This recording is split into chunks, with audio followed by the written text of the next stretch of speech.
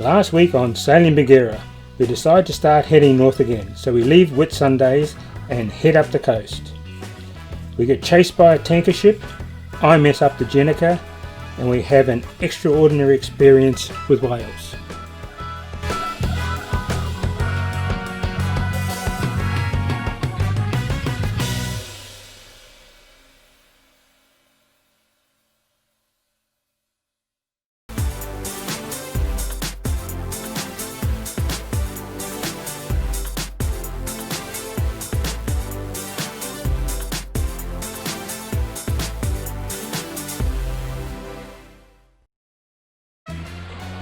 We left Cape Bowling Green early this morning. It was fairly dull and dismal, so there wasn't anything to video worth seeing there. We had a decent night. We went right in away from the point and had very little swell, but there was very little wind, so it was fine. We're just coming past Cape Cleveland now, and Townsville's in the far distance. And we're heading to Magnetic Island, the Horseshoe Bay. We've heard it's a beautiful anchorage. Looking forward to spending a bit of time there. We have been to Townsville several times, so we're not feeling it's mandatory to go into Townsville. We've got enough provisions to last a while. So we'll just check out Magnetic Island first. While we've been sailing, we've met lots of people through the online cruising forums. Today we're going to meet a couple of them. So we're coming into Horseshoe Bay for our first time, and lovely Ian's come out with Pepper the dog to assist us to come in and show us where a spot is. So that was very nice of him because we didn't really know where to go. There's their boat, Zephyr II.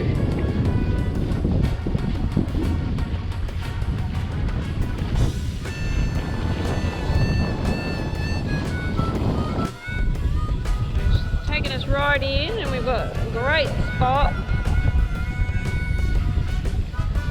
Right at the front here.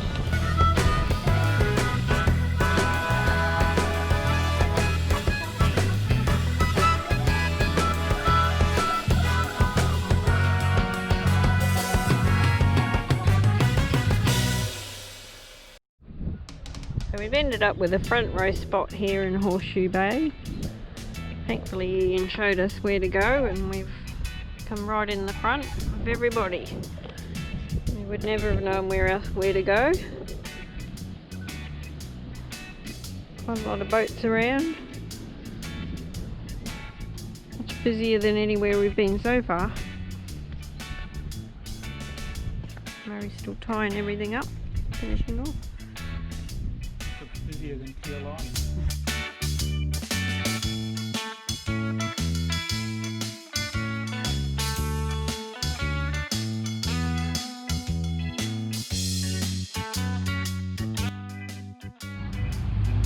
Come ashore to meet Ian and Susan and Pepper,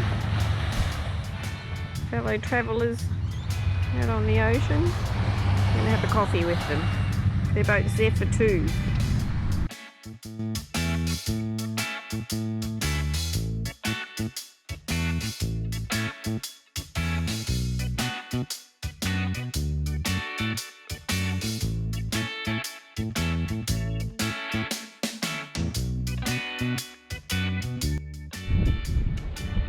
So this morning we're going to deliberately drive onto a sandbank here on Magnetic Island. Murray's already scoped it out ashore. We're just hoping it works alright.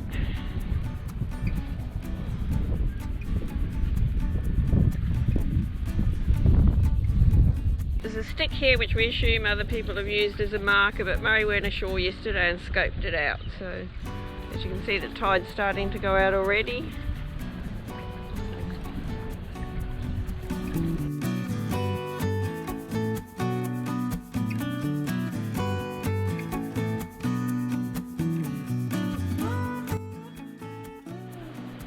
So we've been sitting aground for about half an hour. You see the sandbanks in front drying off. That's why you've got to be a bit careful about where you do park, because some of those sandbanks are quite hilly and bumpy.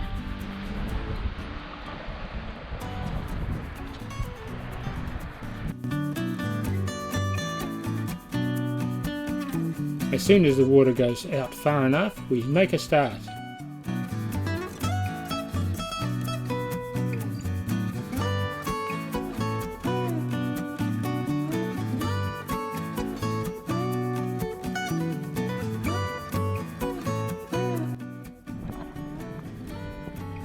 We pretty much cleaned most of the bottom of the boat now. The gear is right out of the water. Almost done.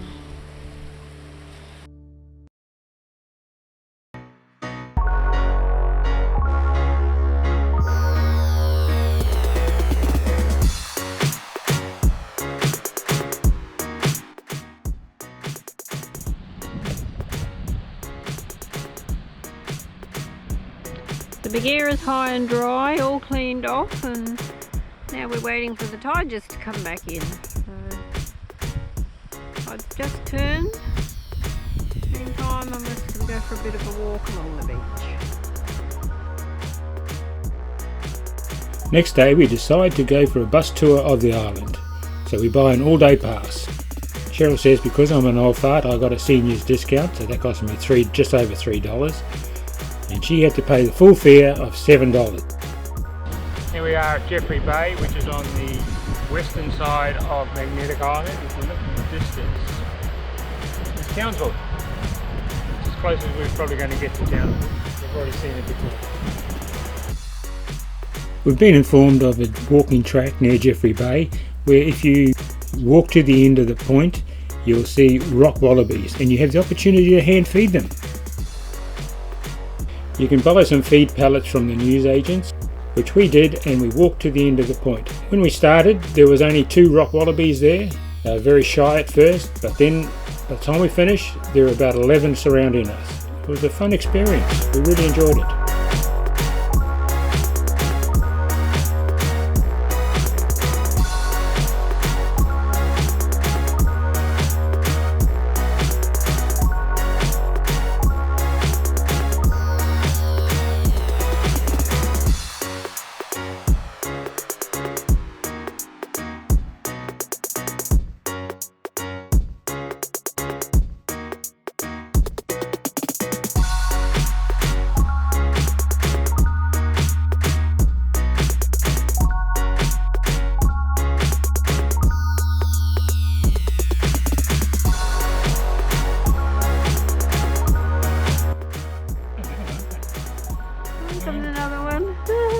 Apparently the rock wallabies are very hungry at the moment because there haven't been many visitors, so I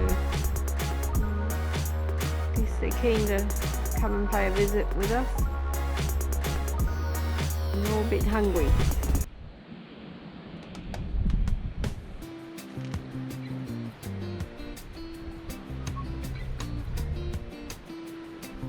Oh look, is that the other one that was over? One. 3 of them.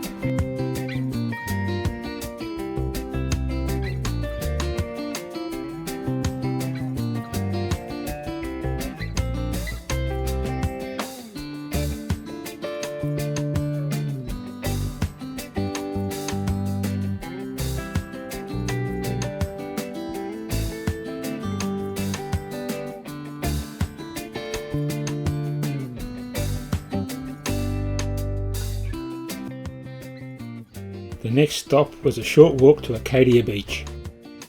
It was a bit cool for a swim, but the surf lifesavers were still there.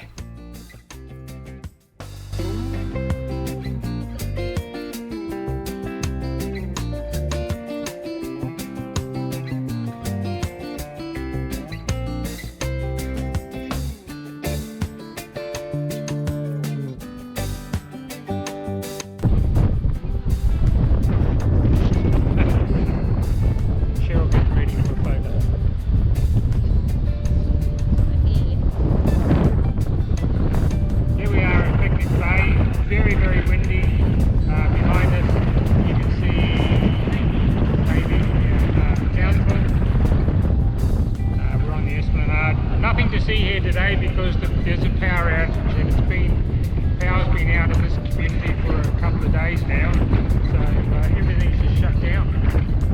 Not much happening. There's a boat ramp here. You'd be a brave person to try and use it though, I would have thought. Particularly in this wind.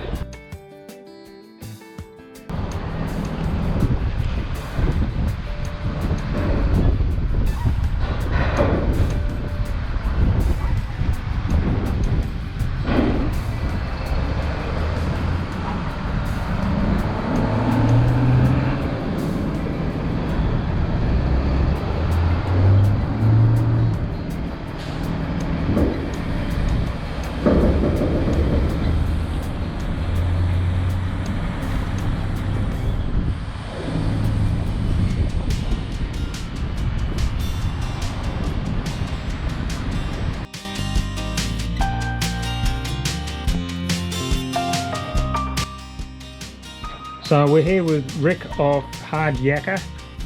He's come for a cup of coffee. Rick's part of the cruising Queensland group, and we managed to get in contact with him and said, come on over. So here he is. So after about 5 days of hiding out from the wind at Horseshoe Bay on Magnetic Island, we left this morning, and we're just coming into onto Orpheus Island. This is Hazard Bay. We're going to probably try staying here the night and then move up further tomorrow. Need a really good sail. So we've come into Hazard Bay, and one of the fishing trawlers is on the mooring, so we've anchored as close as we felt comfortable to the reef without getting too close in.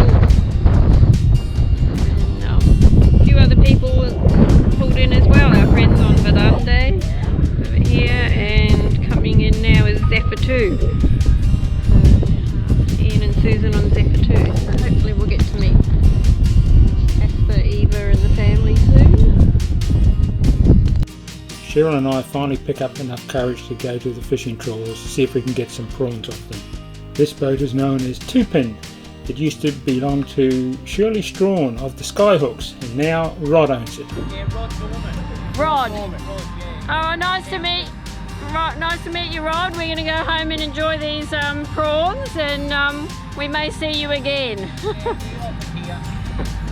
Nice to meet you. Oh, Thank you. Mate, good luck tonight. Good luck with the fishing. We'll interrupt just briefly because it's going to get dark and we won't be able to see. Now, I'm not going to remember everybody's names, but thank you very much for having us over for a Sundowners on Verdande. To Eva and Casper and their family and friends, and Susan and Ian, who we've also caught up with.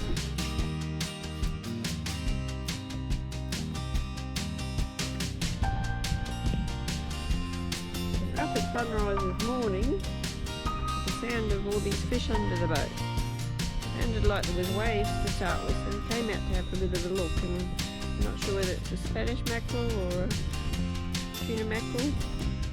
Chasing all the bait fish under the boat. Murray's trying to catch it, so having a lot of luck.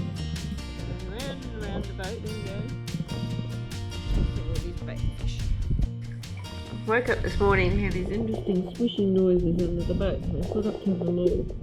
All these bait fish are under the boat.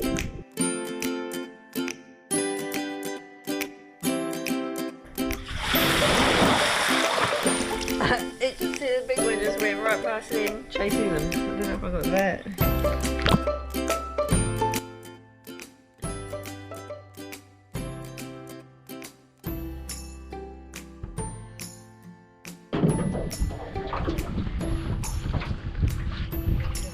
Ninja Smurfs.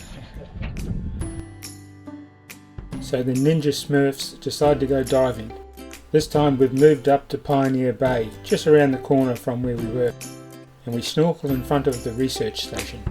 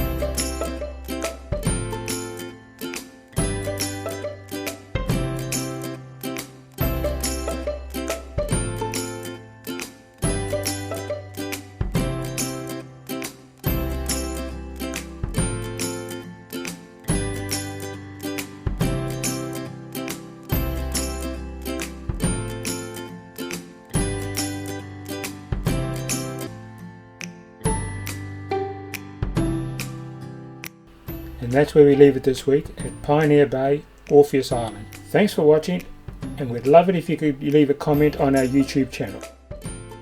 We continue on with our series about how we started. This week, navigation. Hi, I'm just plotting our next course for where we go. Well, actually not really. I don't know how to use these very well. And fortunately you don't have to. If you're going to start cruising, there's ways you can do this without the old-fashioned navigation methods of your paper charts.